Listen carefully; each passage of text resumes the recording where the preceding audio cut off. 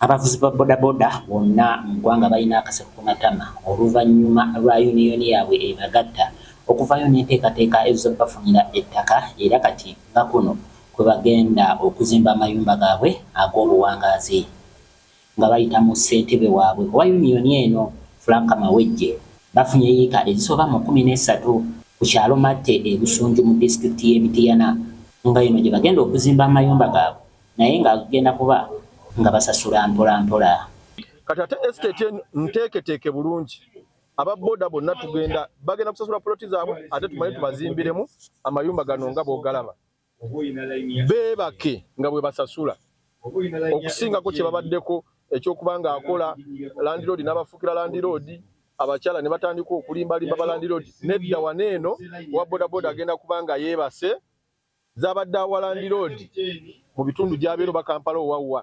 abe nga azisasula nyumba ye.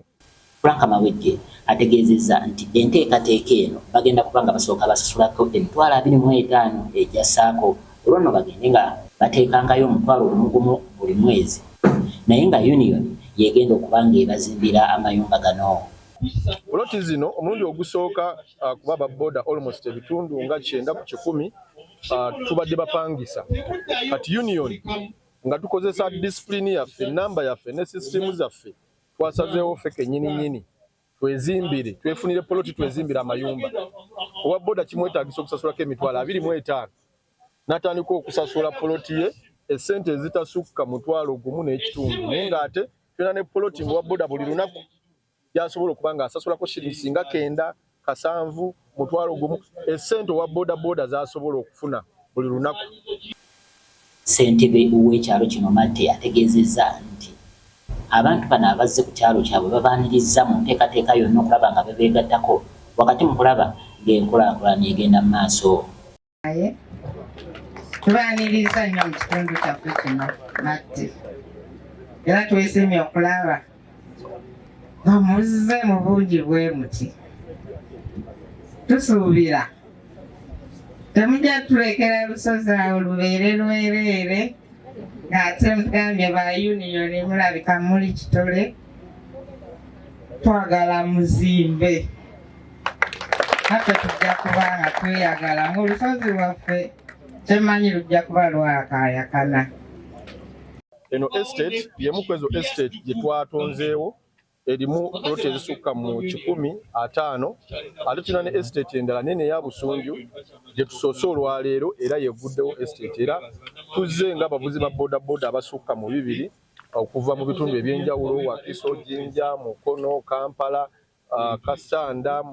Mubende, Kiboga ffenna tuli waneeno okugabana poloti zino. Twogeddeko n'abamu ku bavuzi ba bodaboda era nga baludde mu mulimu guno bagamba babadde basaasanya ensimbi nnyingi nnyo naddala mu bupangisa.